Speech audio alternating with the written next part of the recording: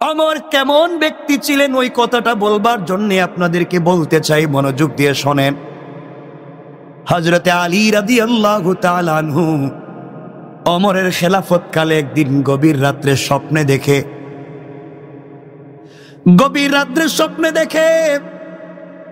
হযরতে আলী স্বপ্নে দেখেন রাসূল সাল্লাল্লাহু আলাইহি ওয়াসাল্লাম মসজিদে নববীতে ফজরের সালাতের ইমামতি করতেছেন।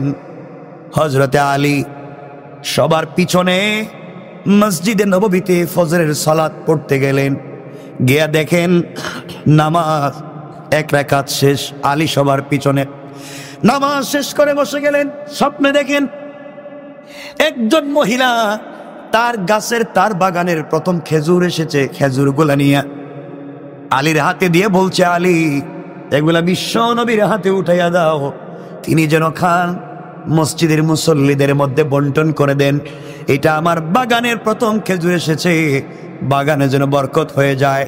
হযরতে আলী বলেন, আল্লাহর রাসূলের হাতে দিলাম, সকলকে তিনি বন্টন করে দিলেন, আমাকেও একটা খেজুর দিলেন। স্বপ্নে দেখেন আল্লাহর রাসূল তাকে একটা খেজুর দিয়েছেন। আলী সেই খেজুর মুখে নিয়ে চাবাচ্ছেন। এমন সময় বাস্তব মদিনার মসজিদের আজান হয়ে গিয়েছে। তার ঘুম ভেঙে গিয়েছে। ঘুম ভেঙে যাওয়ার পরে দেখে রাসূল স্বপ্নে তাকে যে খেজুর দিয়েছেন সেই খেজুরের স্বাদ আর দানা এখনো মুখে লেগে আছে। আল্লাহু আকবার। হযরতে আলী বলেন, তাড়াতাড়ি উঠে গেলাম, ওযু করে মসজিদে নববীতে ফজরের সালাতের জন্য পৌঁছে গেলাম। গিয়ে দেখি হযরতে ওমর মসজিদের ভিতরে ফজরের সালাতের ইমামতি করেন। আমি তার পিছনে নামাজ দাঁড়িয়ে গেলাম। নামাজ শেষ হয়ে গেল, সবার পিছনে আমি বসে আছি। এমন সময় একজন মহিলা কিছু খেজুর নিয়ে এসে বলছে, আলী এই খেজুরগুলা তুমি হাতে নাও, আমিরুল মুমিনিন আমাদের খলিফার হাতে উঠাইয়া দাও, তিনি যেন খান, সাথীদের মধ্যে বন্টন করে দেন। আমার বাগানের প্রথম খেজুর এসেছে, তিনি যেন একটু দোয়া করে দেন। হযরতে আলী বলেন, খেজুরগুলো হাতে নিলাম, বাস্তব হাতে নিলাম, ওমরের হাতে উঠাইয়া দিলাম, আর বললাম, ওমর এগুলা আপনি খান, সবার মধ্যে বন্টন করে দেন, মহিলার বাগানের জন্য দোয়া করবেন। ওমর সবাইকে বন্টন করে দিলেন। আলীকেও একটা খেজুর দিলেন। আলী খেজুর মুখে নিয়ে বলছেন, ওমর রে, খেজুরের তো চমৎকার স্বাদ রয়েছে, আমাকে কি আরেকটা খেজুর দেওয়া যায় না? আমি আপনার কাছে আরেকটা খেজুর চাই।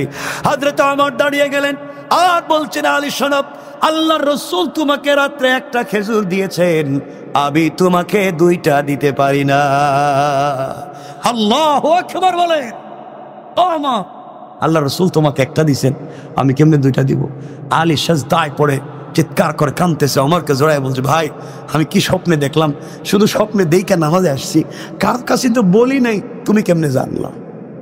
আল্লাহু আকবার বললেন না? আরো জোরে বলেন না আল্লাহু আকবার।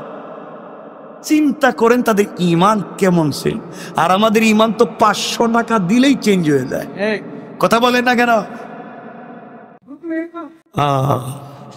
একবার বিগত সময়ে আমার উপরে যেভাবেই হোক মামলা করা হলো, বড় মামলা, ডিজিটাল একটা মামলা। আমি বলতেছি, কারো তো মাঠে ময়দানে কথা বলি, জুলমের শিকার তো কম হয়নি, অনেকগুলা। তো আমাকে উকিলের পরামর্শ দিল, হুজুর 500 কোটি টাকার আপনি উল্টা মামলা দেন, মানহানি মামলা। আমি বললাম, দেখো হেরা দিতে পারছে, আমি কথা বলি ময়দানে, আমার মামলা দিছে। ডিজিটাল অ্যাক্টে তো সাইবার ক্রাইম, আর আমি মামলা দিব? ওদের কাছে তো ওদের মান সম্মানের একটা লিমিট আছে। আল্লাহ আমাকে যে সম্মান দিচ্ছেন, এটা তো 500 কোটি টাকায় পাওয়া যাবে না, এটা তো আরো বেশি। আমি তাদের মতো মামলা দিতে পারি না। আল্লাহ আছে, আজকে আল্লাহ এমন আছে, আমাদের ইজ্জতকে আকাশ চুম্বি করে দিয়েছে, আর তাদেরকে বেইজ্জতির সঙ্গে দুনিয়া থেকে বিদায় করে দিয়েছে। রব তো এটাই বুঝে। রব বলেছেন, এভাবেই তুমি চলো, দ্বীনের পথে চলো, কোরআন সুন্নাহর পথে চলো। রব যদি ইজ্জত দিতে চায়, কেউ তাকে বেইজ্জত করতে পারে। ইন্না মা'আল উসরি ইউসরা, সকল কষ্টের পরে সুখ আছে। কে বলেছেন? না। তো কথা লম্বা করতে চাই না, আমরের কথা বলছিলাম। আমর কঠিন জিনিস ছিলেন।